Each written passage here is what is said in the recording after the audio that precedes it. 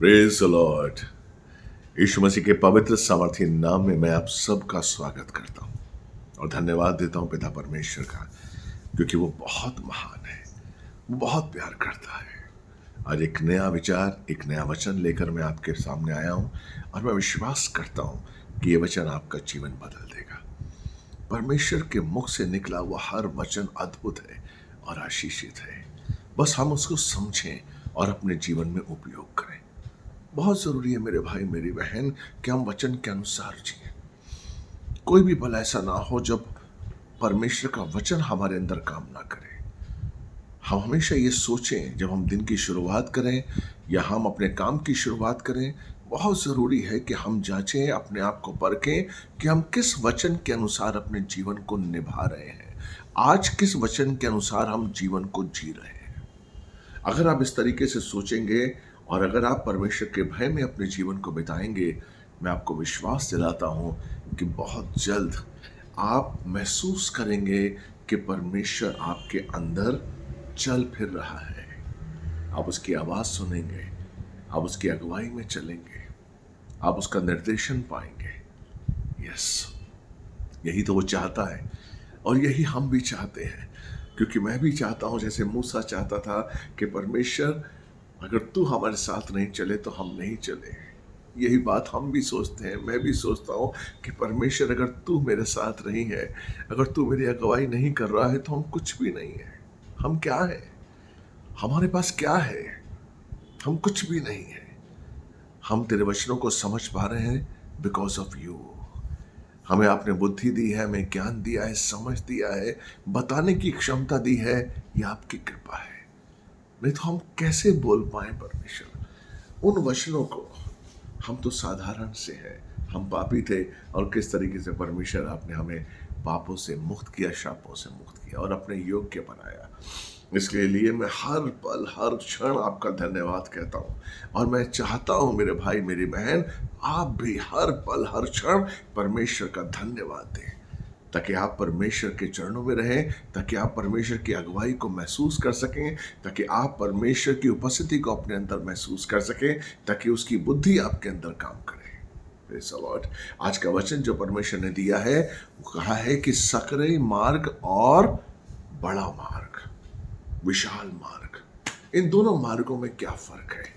एक छोटा सा वचन हम आपके लिए पढ़ेंगे, उसके बाद मैं आपके साथ वचन में जाऊंगा।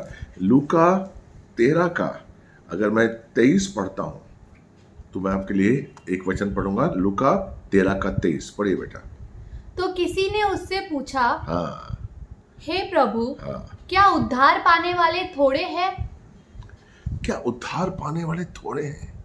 देखिए, बहुत बड़ा सवाल है। चुना तो बहुतों को है परमेश्वर ने। हमारे कलीसिया में बहुत लोग आते हैं, आप बहुत लोगों को जानते हो जिसको चुना है। क्या सभी उद्धार पाएंगे? क्या सभी रैप्चर में जाएंगे? सवाल ये है। यीशु मसीह क्या जवाब देते हैं, सुनिए। उसने उनसे कहा, यीशु मसीह ने उनसे कहा, सकेत द्वार से प्रवेश करने का यत्न करो। सकेत, सकरे द्वार से प्रवेश करने का यत्न करो। ये मैं नहीं कर सकते, हमें यत्न करना पड़ेगा। आगे, क्योंकि मैं तुमसे कहता हूँ हाँ, कि बहुत से प्रवेश करना चाहेंगे हाँ, और न कर सकेंगे। हाँ, ये परमेश्वर की चेतावनी है, यीशु की चेतावनी है कि बहुत से लोग चाहेंगे उस सकेत मार्ग में चलने की, लेकिन नहीं चल पाएंगे, नहीं चल पाएंगे। इसलिए अगर आप देखते होंगे, बहुत से लोग हैं जब वो नए नए मसीह में आते हैं तो बहुत उत्साहित होते हैं, बहुत फ्रेश होते हैं। मैं ये छोड़ दूंगा, मैं वो छोड़ दूंगा, बहुत ही उपवास करते हैं। लेकिन जैसे जैसे समय बीतता जाता है, संसार उनके बीच में आता है, कुछ संकट आते हैं, कुछ बीमारियां आती हैं, कुछ उनकी इच्छाएं पूरी नहीं होती हैं, उनका विश्वास, उनका उत्साह कमजोर हो जाता है, कम हो जाता है। Praise the Lord. लेकिन बाइबल क्या कहती है? जो अंत तक धीरज धरेगा, उद्धार उसी का होगा। तो सकरे मार्ग पर चलना परमेश्वर चाहता है। उसकी इच्छा क्या है? सकरे मार्ग पर चलो और यत्न करो कि आप उस पर चल सको। Praise the Lord, hallelujah. देखिए, मुझे नूह का जहाज याद आता है, सकरा मार्ग। उस समय बहुत ही दानवों की इस संसार में आ गए थे। गलत काम हो रहा था, शैतान गलत काम कर रहा था, व्यभिचार था। Praise the Lord। और उस समय परमेश्वर ने कहा कि मैंने मनुष्य को बनाकर गलती की है, और उसने नूह से कहा कि मैं तेरे परिवार को बचाऊंगा, तो एक जहाज को बना, और इस पूरे संसार को नहीं। उस समय तकरीबन, जहां तक मैं इतिहास जानता हूं, 11 लाख की आबादी थी पूरे संसार में। 11 लाख। उसमें से 8 लोग, जो नूह का परिवार था, नूह और उसकी पत्नी, उसके 3 बच्चे और उसकी बहुएं, तो ये 8 लोग चुने गए थे जिनको बचाया गया था। लेकिन जिसके लिए नूह को क्या करना था? नाव बनानी थी, उस सकरे मार्ग पर चलना था। आमीन। सकरा मार्ग, वो नाव, वो बोट, नूह का जहाज क्या दिखाता है? सकरे मार्ग को दिखाता है। क्या था उसमें? जीवन। क्या था उसमें? परमेश्वर की वाचा। क्या था उसमें? आज्ञाकारिता का आशीष। क्या था उसमें? परमेश्वर की धार्मिकता। और संसार जो बचा हुआ था, उसमें क्या था? उसमें मौत थी, उसमें शैतान था, अनाज्ञाकारिता थी। Praise the Lord. प्रभु क्या चाहता है कि हम उस मार्ग पर चले जहां हम उसकी धार्मिकता को पूरा कर सकें। हम उस मार्ग पर चले जहां हम परमेश्वर की वाचा के अनुसार अपने जीवन को निभा सकें, और वो है सकरा मार्ग, वो है छोटा मार्ग। छोटा मार्ग क्या दिखाता है? हमारी मंजिल को साफ साफ दिखाता है। वो छोटे मार्ग पर जब हम चलते हैं तो हमें साफ साफ हमारी मंजिल दिखती है कि हमारी मंजिल है यीशु, और कुछ नहीं दिखता। जैसे एक घोड़ा होता है, घोड़े की आंखों पर 2 चीजें यहां पर लगी होती हैं, प्रेज़ द लॉर्ड, एक सुरक्षा के लिए। वो सिर्फ उसको दिखाती है कि उसे आगे ही जाना है, वो दाएं बाएं नहीं देखता है। सकरा मार्ग यही बताता है कि हमें दाएं बाएं नहीं देखना है। अगर हम दाएं बाएं देखेंगे तो हम दोजख में चले जाएंगे। अगर हम दाएं बाएं देखेंगे तो हम परमेश्वर के नहीं बन पाएंगे। दाएं बाएं नहीं देखना है, सीधा देखना है। सकरा मार्ग दिखाता है, बताता है कि हमें सीधा चलना है। आपको याद है दाऊद परमेश्वर का चुना हुआ था, अभिषेक दास था और दिल के करीब था। लेकिन जब वो राजा बन गया, जब परमेश्वर ने उसे राजा बनाया और बहुत ही मान और सम्मान दिया, पूरे हिंदुस्तान का उसे राजा बनाया, लेकिन एक दिन उसने क्या किया? उसने ऊपर नहीं देखा, उसने दाएं बाएं देखा। वो जब अपनी सेना के साथ युद्ध पर नहीं गया और अपने महल की छत पर था, तो उसने दाएं बाएं देखा, और क्या देखा? कि एक औरत बेतशेबा जो कि नहा रही है। व्यभिचार की दुष्ट आत्मा दाऊद के अंदर आई, उसने पाप किया। क्यों? क्योंकि उसने दाएं बाएं देखा, वो इधर उधर देख रहा था। हमें दाएं बाएं नहीं देखना है। इधर उधर कौन देखता है? शैतान। अगर आप अय्यूब की पुस्तक पढ़ेंगे तो जब पहला अध्याय अगर पढ़ेंगे तो आपको पता चलेगा कि परमेश्वर शैतान से पूछता है, तो कहां से आ रहा है? तो शैतान कहता है कि मैं धरती से इधर उधर भटक कर आ रहा हूं। इधर उधर भटकना किसका काम है? शैतान का। परमेश्वर के बंदों का काम नहीं है। इसीलिए विशाल जो फाटक है वो आपको इधर उधर भटकाता है। संसार एक विशाल फाटक है जिसमें हम कभी ये करते हैं, कभी वो करते हैं, कभी किसी को देखकर ये काम करते हैं, कभी वो काम करते हैं। हमको नहीं पता कि हमारी मंजिल क्या है। Praise the Lord. नहीं पता होता है। जो संसार में है उनको नहीं पता कि उनकी मंजिल क्या है। हम जब मसीह में आते हैं तो हम जानते हैं कि हमारी मंजिल क्या है। जब हम मसीह में आते हैं तो हमें पता होता है कि हम कहां से आए हैं, हमें कहां जाना है और हमें यहां क्या करना है। ये कौन बताता है? परमेश्वर। ये कौन बताता है? मसीहत, ये बाइबल। और कैसे बताती है? जब आप सकरे मार्ग पर चलते हैं। जब आप सकरे मार्ग पर चलते हैं। इसलिए वचन क्या कहता है कि आप सकरे मार्ग पर चलने का यत्न करें। नूह क्या कर रहा था? नूह यही कर रहा था। उसने 120 साल तक जहाज बनाया। उसने आज तक जहाज नहीं बनाया था। जो परमेश्वर ने निर्देश दिया, जो परमेश्वर ने बुद्धि दी, उसके हिसाब से उसने जहाज बनाया। कई लोगों ने उसका तमाशा बनाया, कई लोगों ने उसका ठट्टा किया कि तू क्या कर रहा है, क्योंकि वो सकरे मार्ग में नहीं जाना चाहते थे। वो लोग क्यों नहीं जाना चाहते थे? क्यों नहीं जाना चाहते थे? ऐसा क्या था जो नूह को दिख रहा था लेकिन उस संसार को नहीं दिख रहा था? ऐसा क्या था जो नूह को दिख रहा था लेकिन उसके दोस्तों को, उसके रिश्तेदारों को नहीं दिख रहा था, जिनको वो बचाना चाहता था? यही है, हम संसार में और विशाल फाटक पर, विशाल मार्ग पर जब हम घूमते हैं ना, तो हमें नहीं दिखता है, हमें नहीं दिखता है कि शैतान किस तरीके से हमें जाल में फंसा रहा है। हमें शैतान का जाल नहीं दिखता है, हमें वो अंधकार नहीं दिखता है, हमें षड्यंत्र नहीं दिखता है। यस, उस अंधकार की शक्तियों को हम नहीं देख पाते उस विशाल फाटक में, उस संसार में, क्योंकि संसार की चकाचौंध हमें अंधा कर देती है। इसलिए बाइबल कहती है, यीशु कहता है कि हमें सकरे मार्ग पर चलने का यत्न करना है। और यत्न मेरे भाई मेरी बहन एक दो दिन नहीं, हर पल, हर क्षण जो आप जीवन जी रहे हैं वो सकरे मार्ग के लिए ही जीवन जी रहे हैं। अगर आप सकरे मार्ग को लेकर नहीं जीवन जिएंगे, सकरे मार्ग के अनुसार नहीं चलेंगे, तो आप परमेश्वर की योजनाओं को नहीं समझ पाएंगे, आप उस अभिषेक को नहीं समझ पाएंगे। Praise the Lord. जिस तरीके से दाऊद ने गलती की, बहुत से मसीह गलती करते हैं क्योंकि वो सकरा मार्ग छोड़कर इधर उधर देखने लगते हैं। हमें इधर उधर नहीं देखना है। Praise the Lord. इसलिए रोमियो 12 का 1 और 2 क्या कहता है कि हमें अपने आप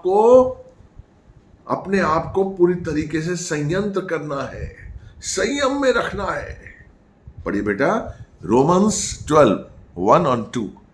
इसीलिए हे भाइयों, मैं तुमसे परमेश्वर की दया स्मरण दिलाकर विनती करता हूँ। देखिए यहां पर पौलुस क्या कह रहा है, हे भाइयों, मैं आपको परमेश्वर की दया याद दिलाकर विनती करता हूं कि अपने शरीरों को जीवित। आमीन।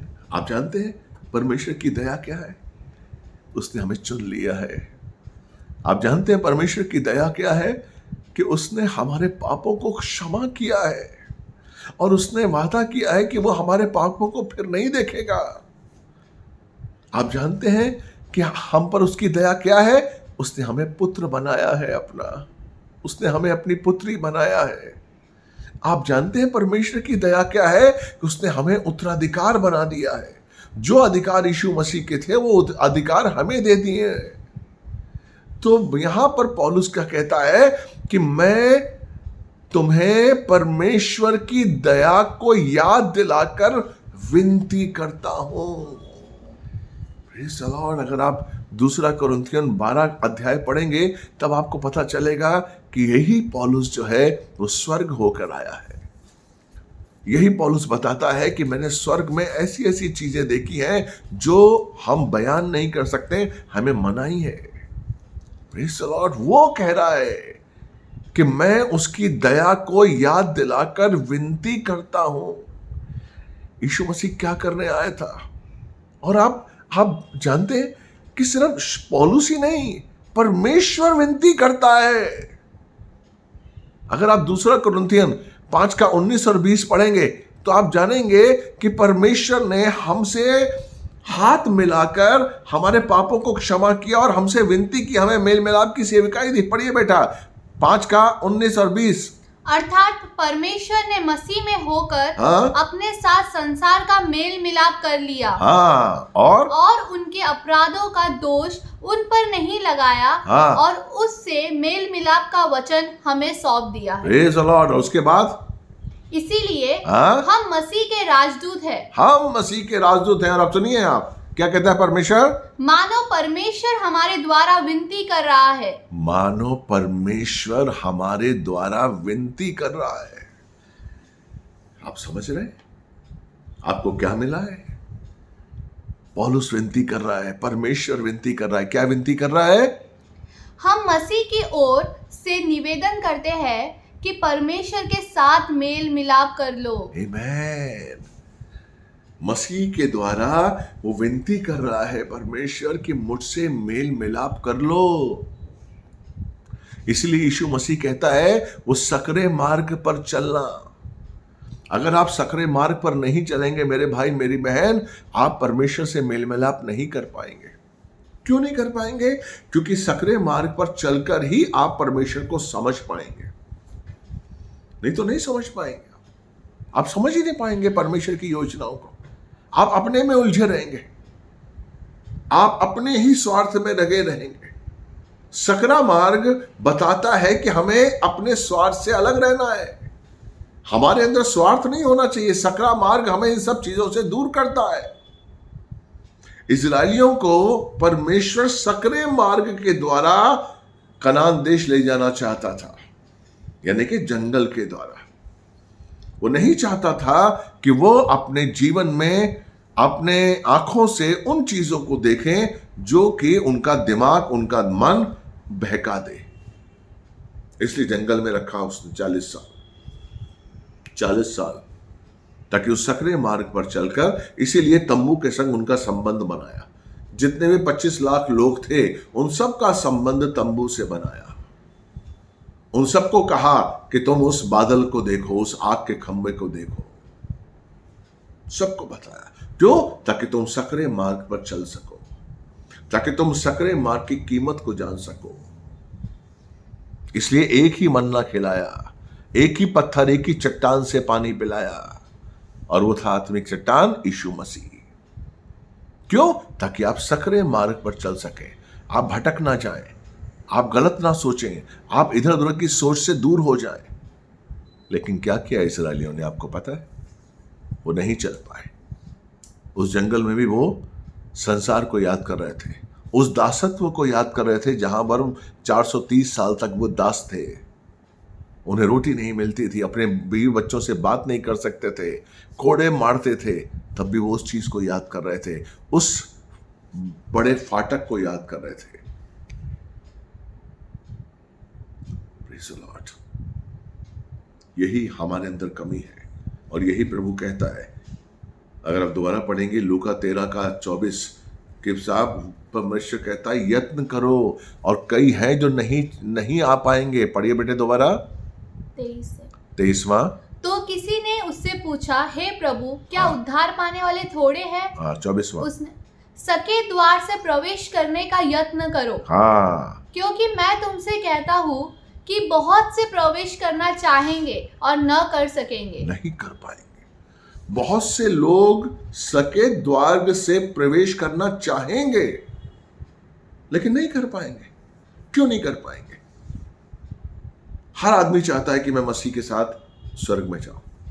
जितने भी लोग हैं जब आते हैं, लेकिन आपको क्या रखना पड़ेगा? वो स्वभाव अपने संग रखना पड़ेगा, वो आत्मा के 9 फल रखने पड़ेंगे अपने साथ। ऐसे नहीं जा सकते आप। आपको मुक्ति, आपको पापों से पश्चाताप आसानी से मिल जाता है, आपको परमेश्वर आसानी से स्वीकार कर लेता है, लेकिन आप आसानी से प्रवेश नहीं कर पाते हैं। क्यों? क्योंकि आप अपने स्वभाव को नहीं बदलते हैं।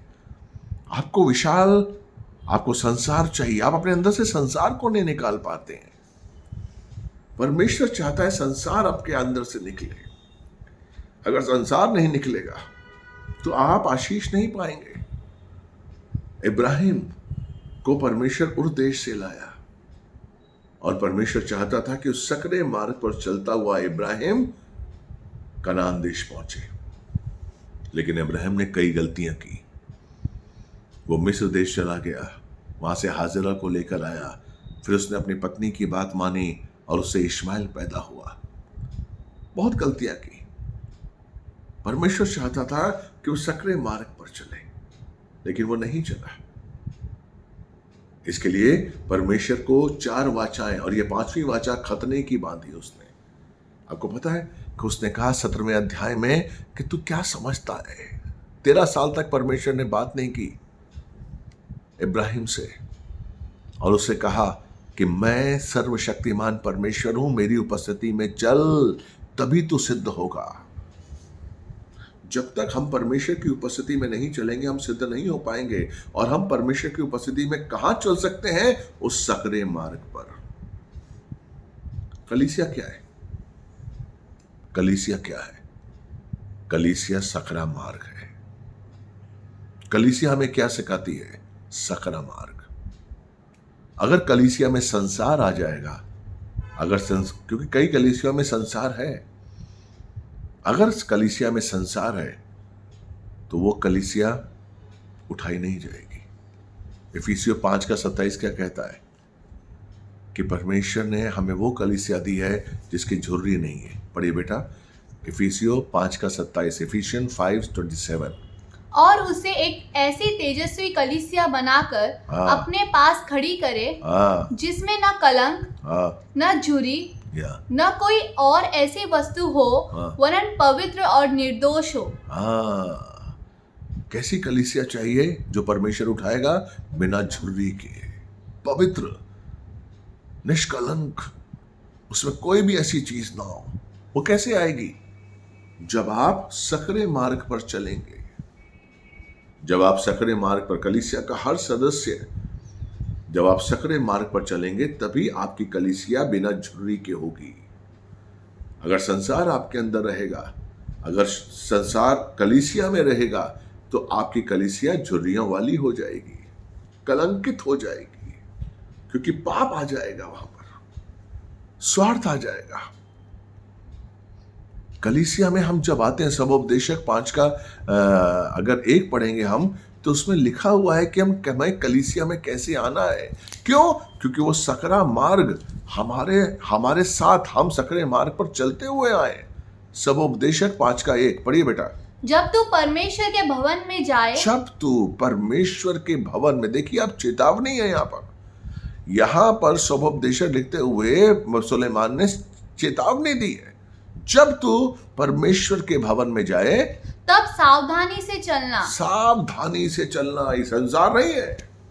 संसार में जब चलते हैं तो सावधानी नहीं, इधर गए उधर गए, इसको देखा उसके पीछे लग गए, उसको देखा उसके पीछे लग गए, कोई आपकी आइडेंटिफिकेशन नहीं है। जो अच्छा काम कर रहा है, ये काम कर रहा है भाई, 50,000 कमा रहा है कंप्यूटर से, मैं भी कंप्यूटर काम करूंगा। कोई काम करता है, डॉक्टरी कर रहा है, डॉक्टरी से लाख रुपए कमा रहा है, मैं भी डॉक्टर बनूंगा। हमारा संसार में जब आप चलते हैं, अब आपका कोई एक गोल नहीं है। परमेश्वर हमें मंजिल देता है, परमेश्वर हमें रास्ता बताता है। इसीलिए तो यीशु मसीह रास्ता है। Praise the Lord. यूहन्ना 14:6 का कहता है, यीशु मसीह सत्य जीवन और मार्ग सत्य जीवन है। मार्ग कौन है? यीशु है। और हमें वो मार्ग बताता है जिस मार्ग पर चलकर ही हम उसे पा सकते हैं, और दूसरा कोई मार्ग नहीं है। इसलिए कलीसिया कौन सी होनी चाहिए? हमें कलीसिया में कैसे जाना, बताइए दोबारा पढ़िए। सबोपदेशक 5:1 पढ़िएगा। हमें सावधानी से चलना है। आगे, सुनने के लिए समीप जाना मूर्खों के बलिदान चढ़ने से उत्तम है। हाँ, सुनने के लिए समीप जाना, अपने अंदर से संसार को और चीजें निकालनी है। हमें जब कलीसिया में आना है तो सुनने के लिए समीप जाना है। किसके समीप जाना है? पवित्र आत्मा के वचन के समीप जाना है कि हमें क्या सुनना है।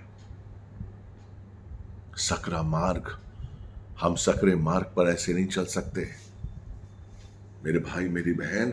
हमें उसकी तैयारी रोज करनी है, हमें रोज उस पे चलना है, हमें रोज उस पे चलने की प्रैक्टिस करनी है, अपने आप को जांचना है। इसलिए बाइबल में लिखा हुआ है लूका 13:23-24 में कि सकरे मार्ग पर चलने का यत्न करो, यत्न करो, कोशिश करो डेली कि तुम सकरे मार्ग पर चलोगे। Praise the Lord. अगर आप सकरे मार्ग पर चलना चाहते हैं तो आपके अंदर यीशु का बलिदान होना चाहिए। 2 कुरिन्थियन 4:10 और 11 पढ़ेंगे हम। 2 कुरिन्थियन 4:10 और 11। आपके अंदर जब आप सकरे मार्ग पर चलें तो आपका यीशु का बलिदान, यीशु की मौत आपके अंदर जीवित होनी चाहिए। पढ़िए बेटा। हम यीशु की मृत्यु को अपनी देह में हर समय लिए फिरते हैं। आमीन। पौलुस कहता है हम यीशु की मृत्यु को अपनी देह में हमेशा लिए फिरते हैं। उसकी मृत्यु ही है, उसका क्रूस है जो हमें बताता है। कभी नहीं हमें भूलना चाहिए कि यीशु की मृत्यु क्यों हुई, उसका कारण क्या था। उसका कारण कौन था? हम और आप। यीशु की मृत्यु हमें क्या देती है? यीशु की मृत्यु ने संसार को क्या दिया? यीशु की मृत्यु को हमें हर पल अपने अंदर लेना है, तभी हम उस जीवन को दूसरों तक पहुंचा पाएंगे। अगर हम अपने अंदर यीशु की मृत्यु को नहीं रखेंगे तो हम यीशु के जीवन को दूसरों तक नहीं पहुंचा पाएंगे। Praise the Lord. इसलिए हमें सकरे मार्ग पर चलते हुए अपने जीवन को निभाना है। इसलिए मेरे भाई मेरी बहन, नूह जो था वो 120 साल तक उस जहाज को बनाता रहा और सकरे मार्ग पर चलते हुए उस जहाज पर रहा। और जब वो चढ़ गया तो 7 दिन तक वो अंदर था। सकरा मार्ग हमें डिसिप्लिन बताता है, अनुशासन के बारे में हमें बताता है। सकरा मार्ग बताता है कि हमें उसकी धार्मिकता के अनुसार ही चलना है।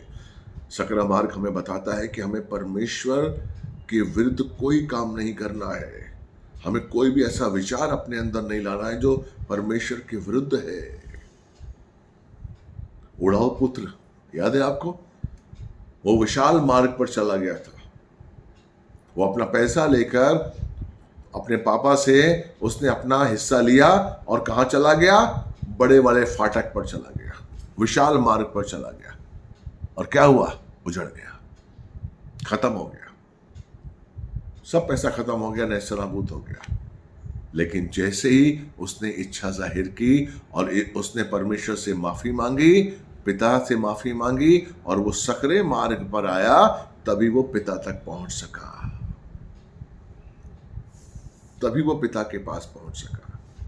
हमें सकरे मार्ग से होकर अपने जीवन को बिताना है। मेरे भाई मेरी बहन, आप संसार के साथ प्रभु को नहीं पा सकते और संसार आपको विशाल फाटक पर लेके जाएगा। शैतान का यही तरीका है। इसलिए धंधा करिए, नौकरी करिए, कुछ भी करिए, लेकिन आपका जीवन सकरे मार्ग पर चलते हुए अपनी नौकरी को निभाए, अपने धंधे को निभाए। हमें उस जीवन को जीना है जो परमेश्वर ने हमको दिया है, तभी हम उस आशीष को प्राप्त कर पाएंगे। Praise the Lord. मैं विश्वास करता हूं आज का वचन आपको अच्छा लगा होगा। प्लीज मेरे इस वीडियो को सब्सक्राइब करिए, लाइक करिए और शेयर करिए और दूसरों तक पहुंचाइए ये शिक्षा, ताकि लोग आशीष पाएं और आपको प्रतिफल मिले। मैं आप सबके लिए प्रार्थना करता हूं। पिता परमेश्वर, धन्यवाद देते हैं परमेश्वर, आपकी जो ये शिक्षा है, आपका जो ये वचन है परमेश्वर, हम सब के जीवन में काम आए, हम सब के जीवन में उतर जाए, ताकि हम सकरे मार्ग पर चलते हुए आपकी महिमा करें। हम सकरे मार्ग पर चलते हुए आपके अभिषेक को महसूस करें, आपकी धार्मिकता को निभाएं और आशीष पाएं। सुनने वाले हर भाई बहन के लिए आशीष मांगता हूं। धन्यवाद। आपकी कृपा दृष्टि आपका आशीष बना रहे। जो बीमार है उनके लिए आशीष मांगता हूं, जो कोरोना है जिनको, उनके लिए चंगाई मांगता हूं। डरिए मत, परमेश्वर का आशीष हमारे साथ है। धन्यवाद देता हूं। प्रार्थना आपने सुनी कबूल की। मैं गॉड ब्लेस यू। मेरे लिए प्रार्थना करिए, प्रभु आपको आशीष दे।